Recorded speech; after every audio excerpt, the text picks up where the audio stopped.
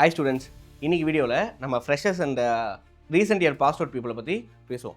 Recent year passed அவுட்னா 24, 25 and 26. Okay, இவங்கள தான் ஃப்ரெஷராக ஐடி இண்டஸ்ட்ரீஸ் வந்து கன்சிடர் பண்ணுவாங்க. ஃப்ரெஷர்ஸ் ஃபேஸ் பண்ணுற ஃபஸ்ட்டு 5 ப்ராப்ளம்ஸ். நான் இன்ஜினியரிங் டிகிரி முடிச்சிட்டேன், அடுத்து எனக்கு என்ன பண்ணணும்னு தெரியல.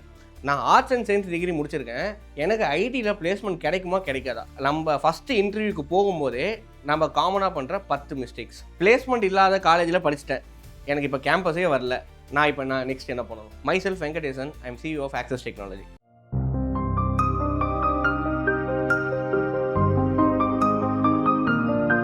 என்ஜினியரிங் முடிச்சிட்டேன், கேம்பஸில் செலக்ட் ஆகலை. செலக்ட் ஆனவங்களும் 1 வருஷம் 1.5 வருஷம் வெயிட் பண்ணோம் ஆஃபரில் ரிசீவ் பண்ணுறதுக்கு. ஏன்னா Tier 1 MNCs உள்ளே வரவங்க எல்லாம் உடனே உங்களை ஹையர் பண்ண மாட்டாங்க. 7th செமஸ்டரில் உங்களுக்கு பிளேஸ்மெண்ட் நடந்துடும், கேம்பஸில் செலக்ட் ஆகிடுவீங்கன்னு சொல்லிவிடுவீங்க. 3.5 lakhs ஈவன் 7 lakhs கூட ஆஃபர் பண்ணிட்டு போயிடுவாங்க. பட் உங்களுக்கு கால் லெட்டர் வரதுக்கே நெக்ஸ்ட் 1.5 years ஆகும். சம்டைம்ஸ் வரும், சம்டைம்ஸ் வராமலேயும் போயிடும். அப்படி வந்தாலும் உங்களை நார்த் ஸ்டேட்டில் இருக்க ஏதோ ஒரு சிட்டிக்குள்ளே ட்ரைனிங்க்கு போட்டுருவாங்க. இது வந்து காமனாக இன்ஜினியரிங் ஸ்டூடெண்ட்ஸ் வந்து ஃபேஸ் பண்ணுற ப்ராப்ளம். என்ன தான் நம்ம 90%, 95% எடுத்து கட் ஆஃபில் Tier 1 காலேஜஸ்க்கு போனாலுமே இதுதான் இன்றைக்கி நடக்கிற சினாரியோ. ஆல்ரெடி இன்ஜினியரிங் காலேஜஸ்லாம் வெறிச்சோடி போயிருக்கு. ஏன்னா இண்டஸ்ட்ரியோட ரெக்குயர்மெண்ட்டுக்கும் நம்மளோட சிலபஸும் கரிக்குலமும் ரொம்ப கீழே இருக்குது. நானே வந்து 2012 சிலபஸ் படிச்சுட்டு வெளியே வந்தவன் தான். அப்போத்துலேருந்து இப்போ வரைக்குமே நம்மளோட எஜுகேஷன் சிஸ்டம் இன்னுமே மாறாமல் இண்டஸ்ட்ரி ரெக்குயர்மெண்ட் அனாலிசிஸ் பண்ணாமல் அது ஒரு வேலை இருக்குது, இது ஒரு வேலை இருக்குது. ஸோ நம்ம இப்போ அதுக்குள்ளே போக போகிறதில்ல. பட் நான் இன்ஜினியரிங் முடிச்சிட்டேன், இப்போது எனக்கு ஒரு ஜாப் வேணும், இப்போ நான் என்ன பண்ணணும். ஆக்சுவலாக இன்ஜினியரிங் முடிச்சிட்டிங்கன்னா உங்களோட ஸ்ட்ரென்த் அண்ட் வீக்னஸ் என்னென்னு பாருங்கள். உங்களுக்கு கம்யூனிகேஷன் நல்லா வருதா, கிரியேட்டிவிட்டி நல்லா வருதா, என்ன டொமைனில் போனால் உங்களால் வந்து ப்ளஷரோட ஒரு ஜாபை பார்க்க முடியும்னு யோசிங்க. எனக்கு என்ன வரும்னு எனக்கே தெரியல சார், இது காமனாக எல்லாருக்குமே இருக்கிறது. எனக்கும் ஒரு பாயிண்டில் இருந்துச்சு, எனக்கு என்ன வரும்னு எனக்கே தெரியாது.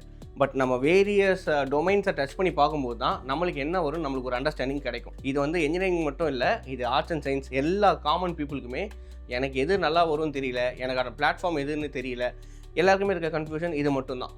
இந்த கிளாரிட்டி வேணும்னா ஃபஸ்ட்டு நீங்கள் உங்களை சுற்றி இருக்க எல்லா டொமைன்லையும் போய் ஒர்க் பண்ண பாருங்கள். ஒரு 2 to 3 months ஒர்க் பண்ணுங்கள். அது சேல்ஸாக இருக்கட்டும், மார்க்கெட்டிங்காக இருக்கட்டும், ஈவன் டிஜிட்டல் மார்க்கெட்டிங்காக இருக்கட்டும், என்ன ஜாப்னாலும் அது ஒரு ஜாப் தான். அந்த ஜாபை ரெஸ்பெக்ட் பண்ணி அந்த டொமைன்குள்ளே போய் ஒர்க் பண்ண போங்க. அந்த ஒர்க் எக்ஸ்பீரியன்ஸில் உங்களுக்கு அது நல்லா வருது வராதுன்னு உங்களுக்கே ஒரு ஐடியா வந்துடும். அதுக்கப்புறம் அதுக்கான பிளாட்ஃபார்மை தேட ஆரம்பிங்க. அதுக்கு என்ன ஸ்கில் டெவலப் பண்ணணும், அதுக்கு எங்கே போனால் ஜாப் கிடைக்கும், ஈவன் இந்தியாவிலேயே இருக்கணுமா இல்லை அப்ராட் போகணுமா, இந்த பிளான்ஸ் எல்லாம் கொண்டு போகலாம். என்ஜினியரிங் டிகிரி மட்டும் வச்சுட்டு ஒரு ஐடி கம்பெனிக்குள்ளே போய் சஸ்டெயின் பண்ண முடியாது. உங்களால் முதல்ல இன்டர்வியூ கிராக் பண்ண முடியாது, உங்களை ஹையரும் பண்ண மாட்டான், உங்கள் ரெஸ்யூமும் ஷார்ட் லிஸ்ட் ஆகாது.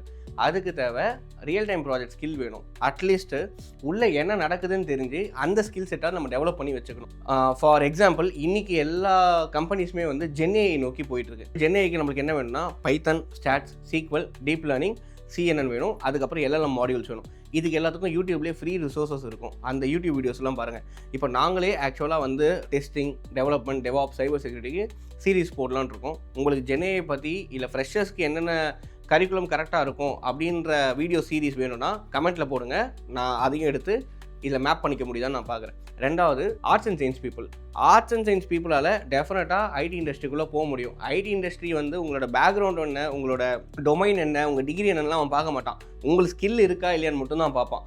நீங்கள் ரைட் டைப் ஆஃப் ஸ்கில் செட்டும் அவனுக்கு தேவைப்படுற டெக்னாலஜியும் உங்ககிட்ட ஸ்கில்லாக இருந்துச்சுன்னா டெஃபினட்டாக உங்களால் உள்ளே போயிட முடியும். ஆர்ட்ஸ் அண்ட் சயின்ஸ் பீப்புளுக்குமே என்னென்ன ஸ்கில் செட் வேணும், நீங்கள் எந்த இயர் பாஸ்ட் அவுட்னு நம்ம உங்கள் ப்ரொஃபைலை எவாலுவேட் பண்ணி தான் நம்ம உங்களுக்கு வந்து சஜஸ்டே பண்ண முடியும்.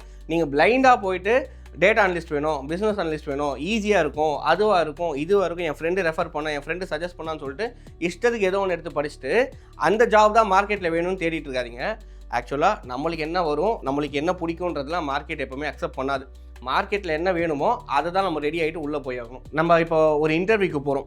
Most of the people first time interview attend பண்ணுறவங்க ரிஜெக்ட் ஆகிறதுக்கு இதுதான் ரீசன். என்ன மாதிரி ஒரு பாடி லாங்குவேஜ் இருக்கும், ப்ராப்பரான பாடி லாங்குவேஜ் இருக்காது. போயிட்டு அங்கே நெக்கெலாம் நிற்கிறது, ஆட்டிடியூடோட பேசுகிறது, அண்ட் தென் கம்பெனியை பற்றி பிஃபோராகவே எந்த ஒரு ரிசர்ச்சும் பண்ணாமல் கம்பெனி என்ன, நம்மளுக்கு என்ன ஜாபுக்கு எடுக்கிறாங்க, நம்ம ஜேடி என்ன, நம்ம ரோல்ஸ் அண்ட் ரெஸ்பான்சிபிலிட்டி, இதெல்லாம் HR கிட்ட கூட என்னென்னு கேட்குறது இல்லை, லிங்க்டின்ல பார்க்குறது இல்லை. நேராக இன்டர்வியூவாக டேரெக்டாக ஃபைலை தூக்கிட்டு கம்பெனிக்குள்ளே போயிடுறது. பழைய கம்பெனி பற்றியோ இல்லை பழைய காலேஜை பற்றியோ இல்லை பழைய ப்ராஜெக்ட்ஸை பற்றியோ பேச சொன்னால் அது தப்பாக பேசு. அந்த பண்ணலாம் பண்ணிங்கன்னா உங்கள் மேலே ஒரு நல்ல அபிப்பிராயமே வராது. ரெண்டாவது, நம்மளுக்கு என்ன தேவைன்னா நம்ம எல்லாருக்குமே சேலரி வேணும் தான், சேலரி முக்கியம் தான். பட் உள்ளே போயிட்டு அவங்க சேலரி எவ்வளோ வேணும்னு கேட்கும்போது டேரெக்டாக எனக்கு ஒரு 1.5 lakhs வேணும் அப்படின்லாம் சொன்னீங்கன்னா உங்களோட ஸ்கில் செட்டுக்கும் அவன் ஏன் 1.5 lakhs தரணுன்றதுக்கும் ஜஸ்டிஃபிகேஷனே கிடையாது. சரிங்களா? அவங்கக்கிட்ட கேளுங்க, உங்களோட பட்ஜெட் என்ன, இந்த ரோலுக்கு என்ன சேலரி ஃபிக்ஸ் பண்ணி வச்சுருக்கீங்க, அந்த சேலரி உங்களுக்கு ஓகேவான்னு பாருங்கள். உங்களுக்கு ஓகேவா இல்லைனாலும் கொஞ்சம் நெகோஷியேட் பண்ண ட்ரை பண்ணுங்கள். அவன் ஒரு 25,000 நாங்கள் ஃபிக்ஸ் பண்ணுவோம் அப்படின்னு சொன்னான்னா ஒரு 30,000 கேளுங்க. அது வந்து ஜஸ்டிஃபைபிளாக இருக்கும். 25,000 தரணும் சொன்னால் எனக்கு ஒரு 60-70K கொடுத்தீங்கன்னா என் ஃபேமிலியை மெயின்டைன் பண்ண கரெக்டாக இருக்கும். உங்கள் ஃபேமிலி மெயின்டைன் பண்ணுறது கம்பெனிக்காரனோட வேலை இல்லை. உங்கள் ஃபேமிலியை நீங்கள் தான் மெயின்டைன் பண்ணிக்கணும். அவன் உங்களுக்கு எவ்வளோ சேலரி போடணுன்றது அந்த ரோலுக்கு பட்ஜெட் ஃபிக்ஸ் பண்ணியிருப்பான்.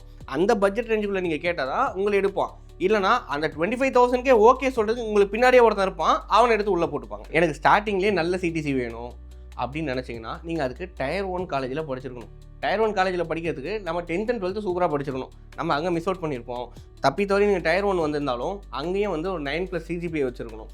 வச்சிருந்து கேம்பஸில் வர ஜோகோ, கூகுள், ஆல்ஃபாபெட் இந்த மாதிரி ப்ராடக்ட் பேஸ்ட் கம்பெனியில் இன்டர்வியூ அட்டன் பண்ணி ஒரு 4 to 5 rounds ஆஃப் இன்டர்வியூ வைப்பாங்க. Aptitude, behavioural, technical, coding assessments நிறைய வச்சு தான் உங்களை எடுப்பாங்க. அப்படி செலக்ட் ஆனீங்கன்னா அவன் 10 lakhs, 12 lakhs, 15 lakhs கூட உங்களுக்கு சேலரி கொடுப்போம். அதுக்கப்புறம் இன்டர்வியூக்கு நம்ம லேட்டாக போவோம். இல்லைனா 10 மணி இன்டர்வியூக்கு 9 மணிக்கே போய் வாட்ச்மேன் கூட நிற்போம். இந்த மாதிரி இருந்தீங்கன்னா லேட்டாக போனீங்கன்னா உங்களுக்கு பொறுப்புலாம் நினச்சி உங்களை எடுக்க மாட்டான். ரொம்ப சீக்கிரமாக போயிட்டீங்கன்னா நீங்கள் ஜாபுக்கு டெஸ்பரேட்டாக இருக்கீங்கன்னு நினச்சி அப்படியே உங்களை வேலைக்கு எடுக்க மாட்டான். ஸோ ஆன் டைமுக்கு போங்க. ஒரு 15 minutes, ½ an hour முன்னாடி போனீங்கன்னா கரெக்டாக இருக்கும். ப்ராப்பர் ட்ரெஸ் கோடில் போங்க. உள்ளே போகும்போது ஃபஸ்ட்டு ஜாப் இன்டர்வியூக்கு போகிறீங்கன்னா ரிகார்ட்லெஸ் ஆஃப் த கம்பெனி, அது ஐடி கம்பெனியாகவே இருந்தாலும் அங்கே கேஷுவல்ஸ் அலோடு தான். அதுக்கு நீங்கள் வந்து பெர்முடாஸோ இல்லை கார்கோஸோ இல்லை ஷார்ட்ஸோ போட்டுட்டு ஸ்லீவ்லெஸ் பனியன் போட்டுட்டுலாம் போனீங்கன்னா கண்டிப்பாக உங்களை உள்ள அக்செப்ட் பண்ண மாட்டான். ப்ராப்பர் ஃபார்மலில் போங்க. ஒன்ஸ் ஜாயின் பண்ணிட்டீங்கன்னா அதுக்கப்புறம் கேஷுவலாக போய்க்கோங்க. செமி ஃபார்மலாக போகிறது இன்னும் பெட்டர். பட் இன்டர்வியூக்கு ஃபார்முலாக போகிறது தான் கரெக்டான ட்ரெஸ் கோட். அதுக்கப்புறம் முக்கியமான மேஜர் மிஸ்டேக் வந்து உங்களுக்கு தெரியாத ஸ்கில்ஸ் எல்லாம் தெரியும்னு சொல்லி அவன் முன்னாடி போய் உட்காருது. உங்களுக்கு தெரியாதுன்னு உண்மையை சொல்லுங்கள். நான் அதை கற்றுக்கிறேன்னு உண்மையை சொல்லிவிடுங்க. நீங்கள் ரெஸ்யூமில் ஒன்று போட்டு வச்சுருப்பீங்க. ரெஸ்யூமில் பொய் சொல்லாதீங்க. சப்போஸ் நீங்கள் பொய் சொல்லிட்டீங்கன்னா அந்த பொய்யை வந்து கோப்பப் பண்ணுற அளவுக்காவது உங்களுக்கு வந்து நாலேஜ் இருக்கணும். அந்த பொய்யை கோப்பப் பண்ண முடியலன்னா உங்களுக்கு முன்னாடி உட்காந்துருக்கிறது உங்களை விட சீனியர் பர்சன், உங்களோட எக்ஸ்பர்டீஸ் அதிகமாக இருக்க ஒரு பர்சன். அவங்க வந்து நீங்கள் பொய் சொல்கிறீங்களா இல்லையான்னு ஈஸியாக கண்டுபிடிச்சிருவாங்க. ஏன்னா உங்களை மாதிரி டெய்லி ஒரு 10-20 பேர் அவங்க இன்டர்வியூ எடுத்திருப்பாங்க. அவங்க கெரியர் ஃபுல்லாகவே ஒரு 1000-2000 பேரை பார்த்துருப்பாங்க. ஸோ அவங்கக்கிட்ட போய் தேவையில்லாமல் போய் சொல்லாதீங்க. கம்பெனிக்கு வந்து ஸ்கில் இம்பார்ட்டன்ட், அதை விட கம்பெனிக்கு சின்சியாரிட்டியும் லாயல்ட்டியும் இம்பார்ட்டன்ட். இதை வந்து மைண்டில் வச்சுக்கோங்க. ஓகே, அடுத்து இன்னொரு காமன் கொஷின் இதில் எல்லாரும் கேட்குறது, நான் டிகிரி முடிச்சிட்டேன், இப்போ நான் ஏதாவது ஒரு ட்ரைனிங் இன்ஸ்டியூட்டில் ஜாயின் பண்ணி நான் ஒரு கோர்ஸ் எடுத்து அதுக்கப்புறம் நான் 60-70,000 எக்ஸ்பெக்ட் பண்ணலாமா? ஆக்சுவலாக அந்த மாதிரி வந்து ரியாலிட்டியில் ஒர்க் ஆகாது. ஒர்க் ஆகிருக்கு, அபோவ் 1% பீப்புளுக்கு மட்டும்தான் ஒர்க் ஆகிருக்கு. இது எல்லாருக்குமே ஒர்க் ஆகுமானா ஒர்க் ஆகாது. நீங்கள் ஸ்கில் கற்றுக்கிட்டீங்கன்னா அதை வச்சுட்டு உங்களுக்கு பிளேஸ்மெண்ட் கிடைக்கும். பட் அந்த பிளேஸ்மெண்ட் வந்து IRCTC இருக்குமானா இருக்காது. ஆஸ் அ ஃப்ரெஷர் நீங்கள் எப்போவுமே வந்து சிடிசியை பற்றி பிரெயினில் எடுத்துக்காமல் நீங்கள் போகிற கம்பெனி நல்ல கம்பெனியாக, நீங்கள் உட்காந்துருக்க டொமைன் பர்ஃபெக்டான டொமைனாக, அதில் க்ரோத் இருக்கா, நாளைக்கு நம்மளுக்கு அதனால் ரெப்புடேஷன் உண்டாகுமா, ரெகக்னைசேஷன் இருக்குமான்னு மட்டும் பாருங்கள்.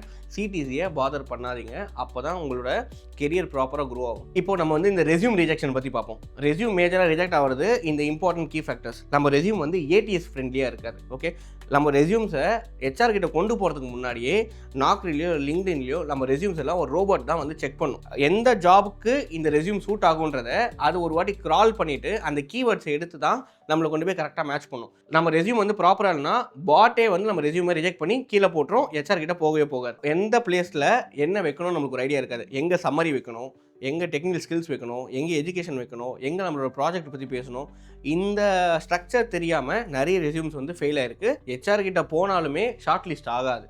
அதுக்கப்புறம் PDFல போடணுமா வேர்டில் போடணுமான்னு கன்ஃபியூஷன் இருக்கும். ஆக்சுவலாக வேர்டில் போடுற மாதிரி இருந்தால் ப்ராப்பர் அலைன்மெண்ட் ஃபிக்ஸ் பண்ணிவிட்டு வேர்டு அப்லோட் பண்ணுங்கள். அப்படி இல்லையா பெட்டர் பிடிஎஃபாக கன்வெர்ட் பண்ணி பிடிஎஃபாக போடுங்க. பட் ப்ரொவைடட் உங்களோட எல்லா ஸ்கில் செட்டும் உள்ளே வந்துருச்சு, எஜுகேஷன் டீட்டெயில்ஸ், அதோட டேட்ஸு, இயர்ஸு இதெல்லாம் கரெக்டாக இருக்கான்னு பாருங்கள். 20 பேஜுக்கு ரெஸ்யூம்லாம் அப்லோட் பண்ணாதீங்க. சிங்கிள் பேஜ் ரெஸ்யூம் ரெடி பண்ணுங்கள். நீங்கள் ஃப்ரெஷராக இருந்தீங்கன்னா, நீங்கள் ஒரு எக்ஸ்பீரியன்ஸ் 3 to 4 years எக்ஸ்பீரியன்ஸ் இருந்தால் 2 to 3 பேஜஸ்க்கு மேலே ரெஸ்யூமே எடுத்துகிட்டே போகாதீங்க. அது வந்து வேஸ்ட் ஆஃப் டைம். HR போர் அடிச்சிடும், அவங்க பார்க்கவே மாட்டாங்க. அவங்க ஜஸ்ட் ஸ்கிம் பண்ணி தான் உங்களை வந்து ப்ரொஃபைலை ஷார்ட் லிஸ்ட் பண்ணுவாங்க. கன்சைஸாக வச்சுக்க பிளான் பண்ணுங்கள். அதுக்கப்புறம் நம்மளோட ரெஸ்யூம் வந்து ப்ராப்பர் ஜாப் டிஸ்கிரிப்ஷனோட மேட்ச் ஆகணும். ஸோ ஈச் அண்ட் எவ்ரி டே நீங்கள் சப்போஸ் ஒரு ஜாபுக்கு அப்ளை பண்ண போகிறீங்கன்னா அந்த ஜாப் டிஸ்கிரிப்ஷனுக்கு ஏற்ற மாதிரி ரெஸ்யூமை each and every day update பண்ணி அப்லோட் பண்ணுங்கள். டெய்லி ரெஸ்யூமை நீங்கள் எடுத்து அதில் சில சேஞ்சஸ் பண்ணி அப்லோட் பண்ணாலே சர்ச் அப்பியரன்சஸ் அதிகமாக இருக்கும், ப்ரொஃபைல் ஆக்டிவாக இருக்குன்னு சொல்லிட்டு பூஸ்டப் பண்ண ஆரம்பிக்கும். அதுக்கப்புறம் ரெஸ்யூமில் ஹேபிட்ஸு, ஹாபிஸ்லாம் தயவு செஞ்சு போடாதீங்க. அதெல்லாம் வந்து old style playing cricket, PUBG gamer இதெல்லாம் ஆட் பண்ணிங்கன்னா டெஃபினட்டாக ஃபைலை முதல்ல ரிஜெக்ட் பண்ணி வெளியே போட்டுருவாங்க. அண்ட் தென் சம்மரி, ஒரு வீக்கான சம்மரி எழுதாதீங்க. கிறிஸ்டல் கிளியராக கிறிஸ்பாக சம்மரி கொடுக்கணும். உங்ககிட்ட எக்ஸ்பீரியன்ஸே இல்லைனாலும், நீங்கள் ஃப்ரெஷராகவே இருந்தாலும், நீங்கள் என்ன டிகிரி படிச்சிங்க, நீங்கள் எதுக்காக அந்த டிகிரி படிச்சிங்க, என்ன இன்ட்ரெஸ்ட்டோட அந்த டிகிரி எடுத்தீங்க, இப்போ எந்த இன்ட்ரெஸ்ட்டை நோக்கி உங்கள் ஸ்கில்ஸ் எல்லாம் போயிட்டுருக்கு அப்படின்றத அப்ஜெக்டிவாக கொடுங்க. இதுவே வந்து ஒரு ஃப்ரெஷ்ஷான ஐடியாவாக இருக்கும். இதுக்காகவே உங்களை வந்து ஃப்ரெஷருக்கு ஜாப் ரெஸ்யூம் உள்ளே ஸ்க்ரீன் பண்ணி எடுத்துகிட்டு போவாங்க. அதுக்கப்புறம் ரெஸ்யூமில் நீங்கள் மேஜராக போட வேண்டியது, நீங்கள் ஃபைனல் இயரில் பண்ண ப்ராஜெக்ட், வெளியே ஏதாச்சும் ட்ரைனிங் இன்ஸ்டியூட்லையோ இல்லை கோச்சிங் சென்டர்லையோ இல்லை சாஃப்ட்வேர் டெவலப்மெண்ட் பண்ணுற கம்பெனிஸ்லையோ இன்டர்ன்ஷிப் பண்ணியிருந்தீங்கன்னா அங்கே என்ன ப்ராஜெக்ட்ஸ் பண்ணீங்க, அங்கே என்ன நீங்கள் நோட்டீஸ் பண்ணீங்க, அந்த ப்ராஜெக்ட்ஸை கிறிஸ்டன் கிளியராக போடுங்க.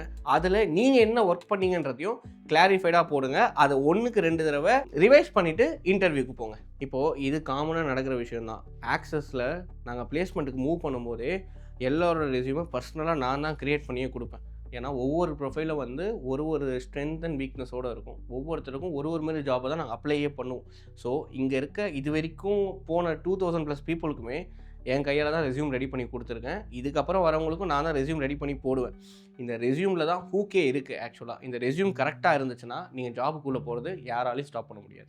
ஓகே, எனக்கு ரெஸ்யூம்க்கு என்ன ஃபார்மெட்னு தெரியாது, என் ரெஸ்யூமில் என்ன போடணும்னு தெரியாது அப்படின்னா ஆக்சஸை கனெக்ட் பண்ணுங்கள். நான் உங்களுக்கு ரெஸ்யூமோட ஃபார்மெட்ஸ் கொடுக்குறேன்.